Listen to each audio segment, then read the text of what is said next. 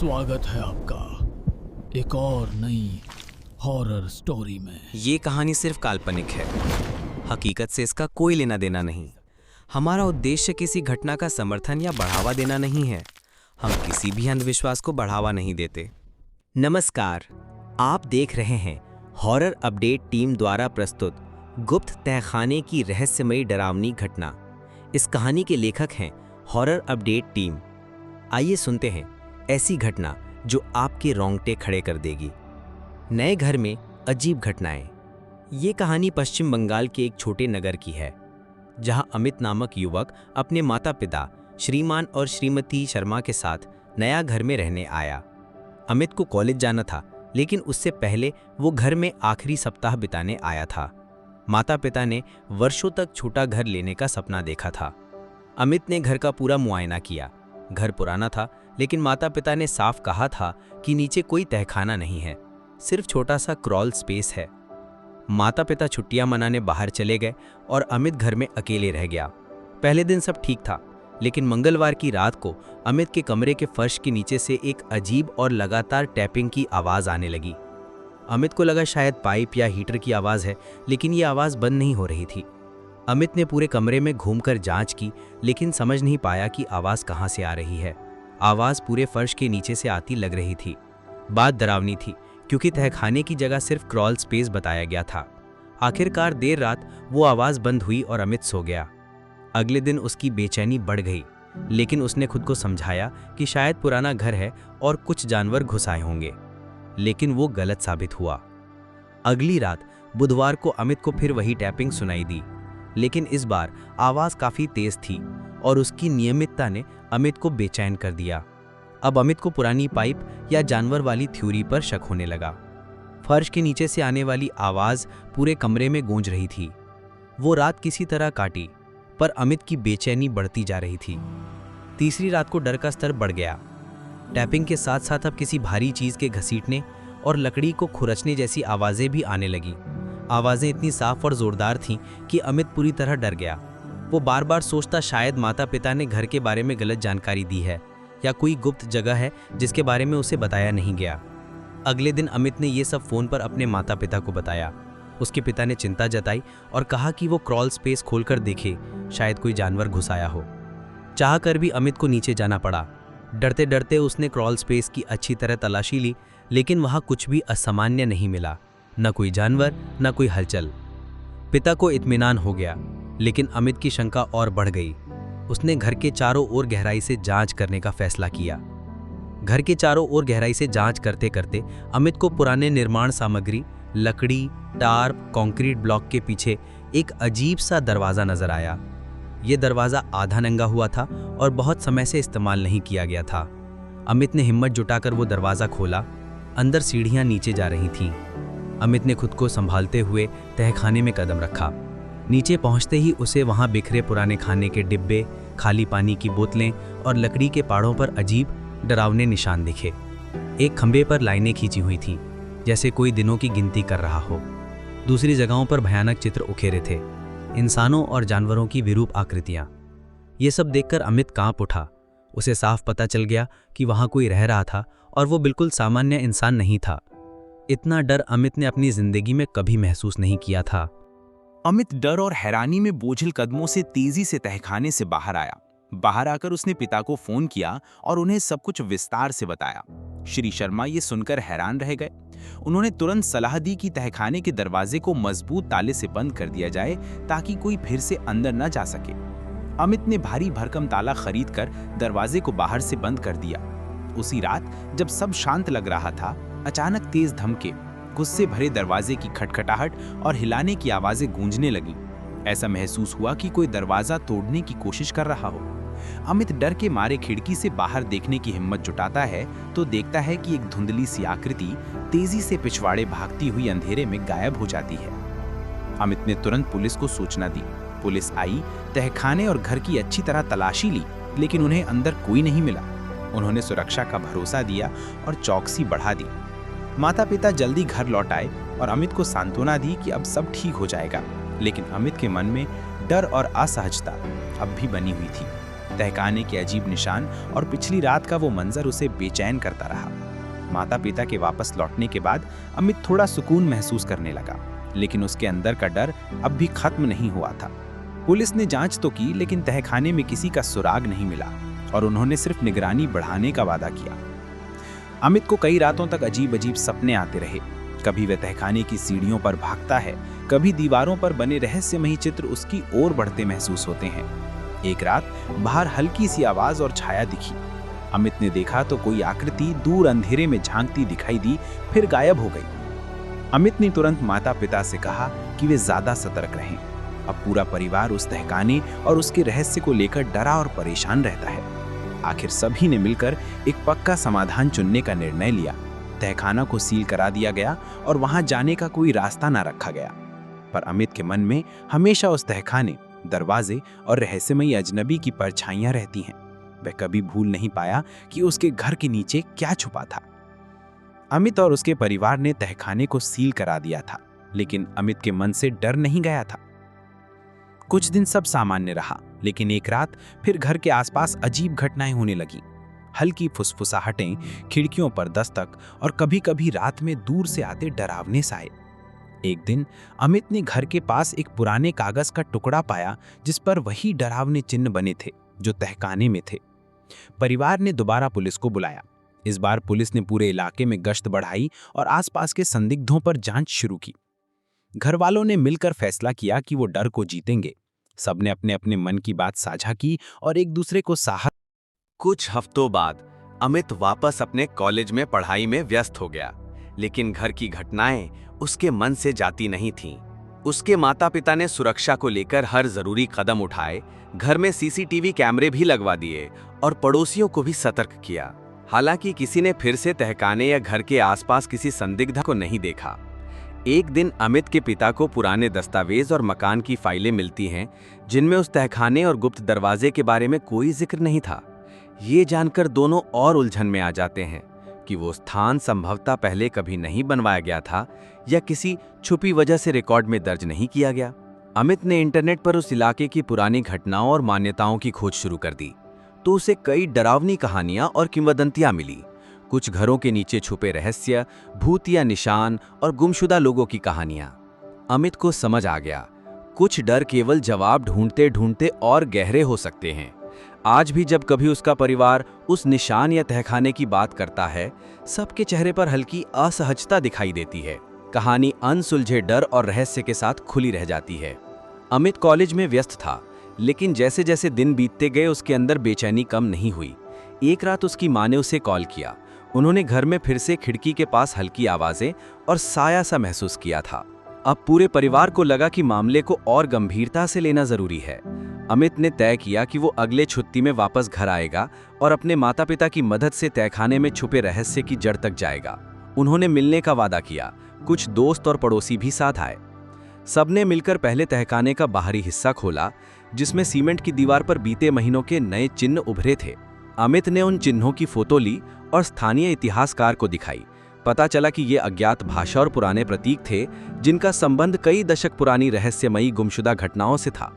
सबको यकीन हो गया कि उनके घर के नीचे छुपा राज साधारण नहीं, बल्कि पूरे इलाके का पुराना डरावना रहस्य है। किंतु अब परिवार की हिम्मत जवाब देने लगी थी।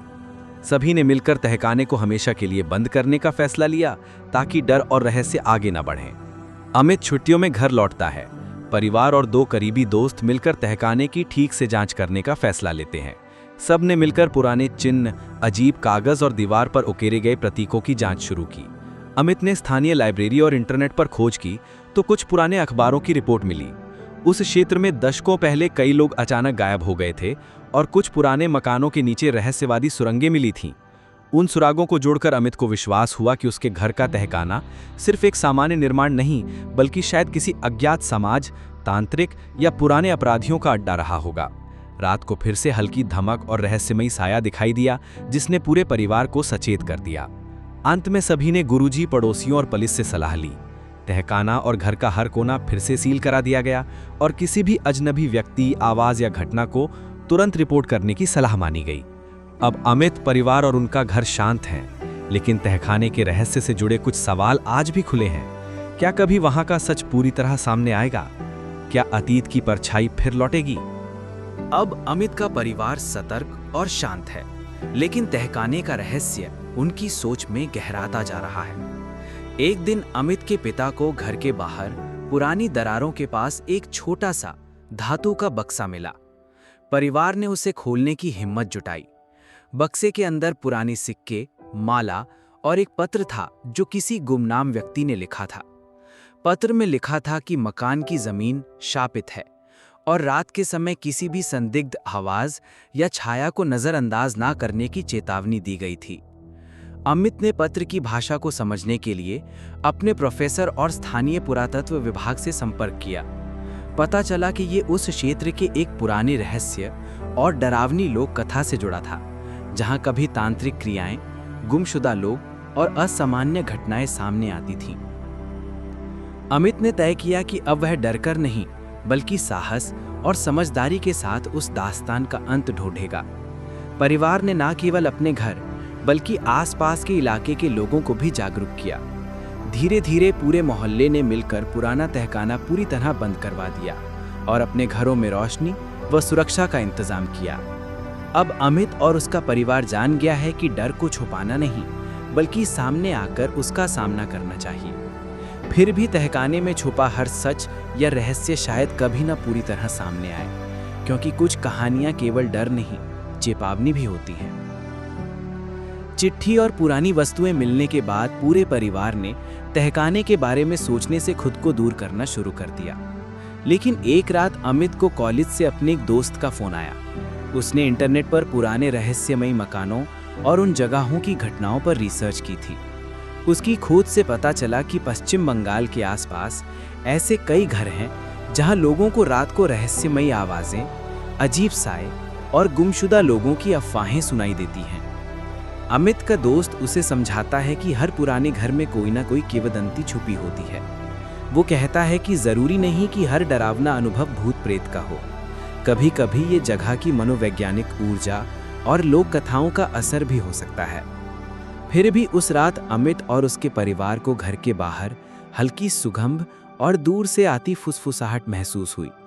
परिवार ने खुद को सुरक्षित किया, रोशनी जलाई, दरवाजे बंद किए और भगवान का ध्यान किया। अब पूरा परिवार सतर्क था, लेकिन अमित के मन में कहीं ना कहीं आशंका थी कि ये राज अभी पूरी तरह खुला नहीं। कभी कभी डर सिर्फ डर नहीं, एक दबी हुई सच्चाई या चेतावनी भी होता है। अमित धीरे धीरे फिर अपनी पढ़ाई और दिनचर्या में लौट आया। परिवार भी सामान्य हो गया था, मगर तहखाने और उस चिट्ठी की बातें उसके मन के किसी कोने में बार बार गूंजती रहीं। एक रात अमित ने सपने में उसी तहखाने को देखा। फिर से अंधेरा, फिर से वही रहस्यमयी चिन्ह और आवाजें। उसने महसूस किया कि तहखाना भले ही बंद हो गया हो, लेकिन डर और रहस्य कहीं ना कहीं उसके मन और परिवार में बसे हैं। माता पिता भी अब समझ चुके थे कि पुराने घरों की कहानियां कभी कभी ना खत्म होने वाली पहेली होती हैं। उन्होंने अमित को समझाया कि जिन सवालों का कोई निश्चित जवाब नहीं, कभी कभी उन्हें स्वीकारना ही शांतिपूर्ण होता है। आखिरकार अमित में तहखाने की सभी पुरानी चीजें, चिन्हों की फोटो और वह पत्र एक सुरक्षित बॉक्स में बंद कर दी। परिवार ने पूजा करवाई, भगवान का आशीर्वाद लिया और तय किया कि वह आगे बढ़ेंगे। फिर भी मन में कहीं ना कहीं डर का एक हल्का सा साया जीवन का हिस्सा बन गया। अमित अब कॉलेज में पूरी तरह व्यस्त हो गया था, लेकिन कुछ रातें ऐसी थीं जब उसका मन बेचैन हो जाता। कई बार उसे अपने कमरे की दीवार पर हल्की सी परछाई नजर आती, जो सच या भ्रम समझ नहीं पाता। कभी कभी उसकी माँ भी कहती, रात को लगता है कोई आहट सी है। मगर अब परिवार डर को खुद से दूर रखने की कोशिश करता था। एक दिन घर के सामने किसी अजनबी की छाया दिखी, पर जब बाहर जाकर देखा वहां कोई नहीं था।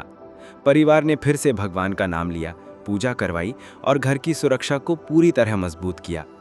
फिर भी तहखाने के रहस्य, पुरानी वस्तुएं और वो डरावनी चेतावनी अमित के जीवन का हिस्सा बन चुकी थी। आखिरकार अमित ने समझ लिया, कभी कभी डर को हराने के लिए साहस की नहीं, स्वीकार की जरूरत होती है।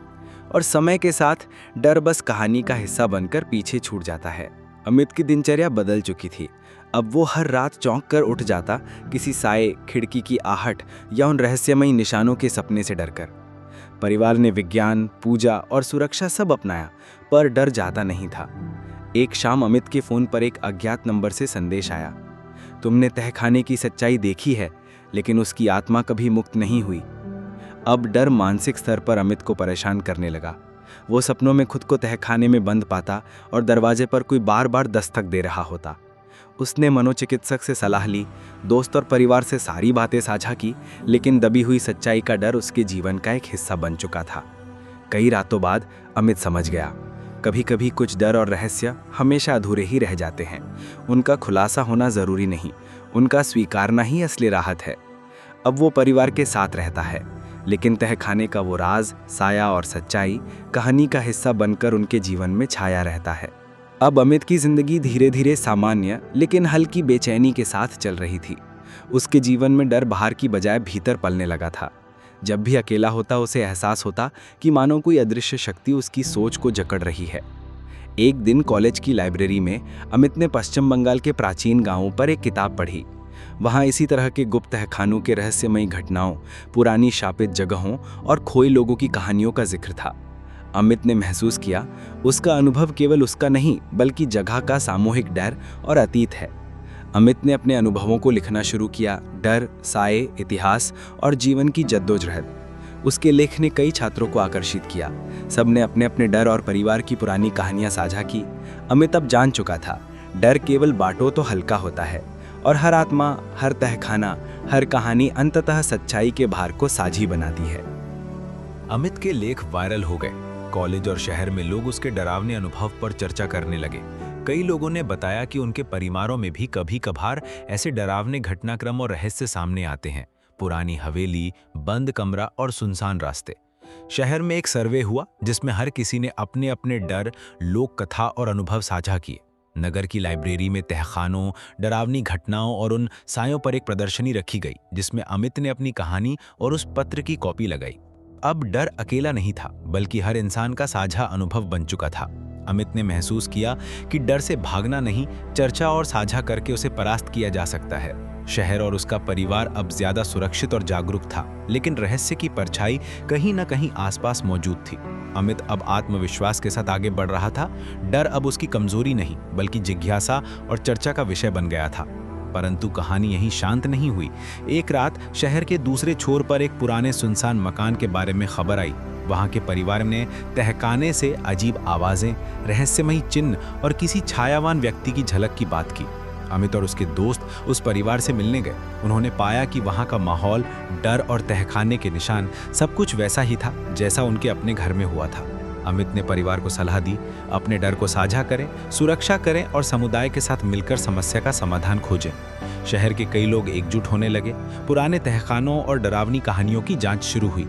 हर कोई समझ गया कि ऐसे रहस्य केवल किसी एक परिवार का नहीं, पूरे शहर और उसके इतिहास का हिस्सा है। अमित के मन में अब एक नई चुनौती थी, हर डर, हर तहखाने की कहानी को इकट्ठा करके लोगों को जागरूक और मजबूत बनाना। अमित ने अब न केवल अपना बल्कि पूरे शहर का डर पहचान लिया था। उसने सभी परिवारों की डरावनी कहानियों को इकट्ठा करके एक किताब प्रकाशित की जिसमें लिखा था, डर सिर्फ छाया है, सच की रोशनी में वह पिघल जाता है। कम्युनिटी ने मिलकर पुराने तहखानों की सुरक्षा और जांच करवाई। बच्चों को इन किस्सों के पीछे छिपे मनोविज्ञान और इतिहास से परिचित कराया। अब डर सिर्फ दबी दबी फुसफुसाहट नहीं, जागरूकता और एकता की मिसाल बन गया था। अमित के घर, जहां इस कहानी की शुरुआत हुई थी, अब विश्वास और उम्मीद का केंद्र बन गया। परिवार ने पुराने चिन्हों की जगह दीवार पर सुरक्षा और आशा के संदेश लिख डाले। वह तहखाना जो कभी जीवन का सबसे बड़ा भय था, अब इतिहास की एक सीख बन गया। कहानी का अंत यही सिखाता है, कभी कभी डर को जीतने के लिए बड़ा कदम उठाना पड़ता है, चुपचाप नहीं बल्कि सबको साथ लेकर। अब अमित और पूरा शहर जानते हैं, डर कोई शाप नहीं, एक अदृश्य साया है जिसे स्वीकार कर, समझकर और साझा कर हराया जा सकता है। तो दोस्तों, अगर आपने कहानी यहाँ तक देख ही ली है तो खाली मत जाइए, सब्सक्राइब करके ही जाइए, क्योंकि अगली कहानी शायद वही होगी जिसका इंतजार आपको सबसे ज्यादा है। आपका बहुत बहुत धन्यवाद। ईश्वर करे आप और आपका परिवार हमेशा सुरक्षित और सुखी रहे।